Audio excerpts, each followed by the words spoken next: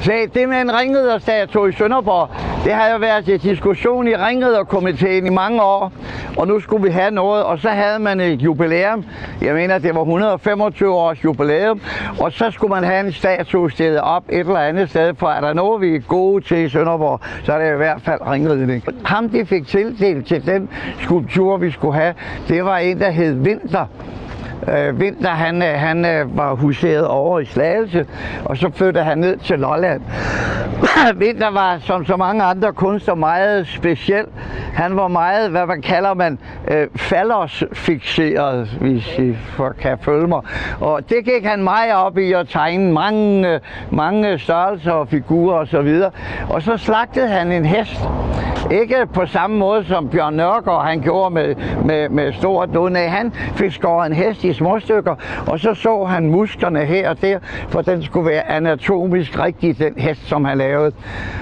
Og ringriderkomiteen, statuekomiteen, de kørte til Slagelse, og de kørte til Slagelse, og de kørte hjem igen. Og det gjorde de, jeg tror, de gjorde det et par år, og så kørte de ned til Lolland, og der skete ikke en pind. De havde fået bevilget 800.000 kroner til den skulptur, han skulle lave. Og så sagde de, så kan det også være lige meget. Så skaffer vi selv pengene.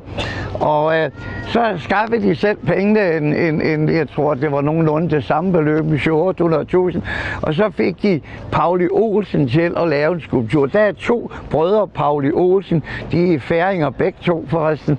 Og der kom så denne her skulptur ud af det. Og som alt, når der kommer noget nyt, så var der en masse brokkehoveder, der havde noget at sige, den dag, den kan vel ikke have stået det. Prøv at se hende der, hun gør ikke, og se den klump, og det passer ikke i forhold. Ved I hvad? Det er jeg komplet ligeglad med. Jeg kan godt lide den, så kan I andre også bare gøre det. Ikke sandt? Den viser jo sådan set,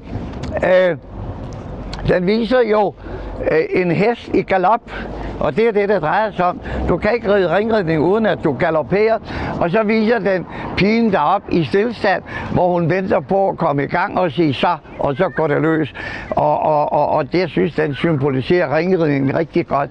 Og så havde byens uartige drenge, og sådan nogle, dem holder jeg bare af, når de finder på sådan noget. Byens uartige drenge, de kørte herind en aften med en spand hestmuk, og så kravlede de op på skuldrene af hinanden, og så lavede de en stor spand hestmuk bag ved hesten deroppe.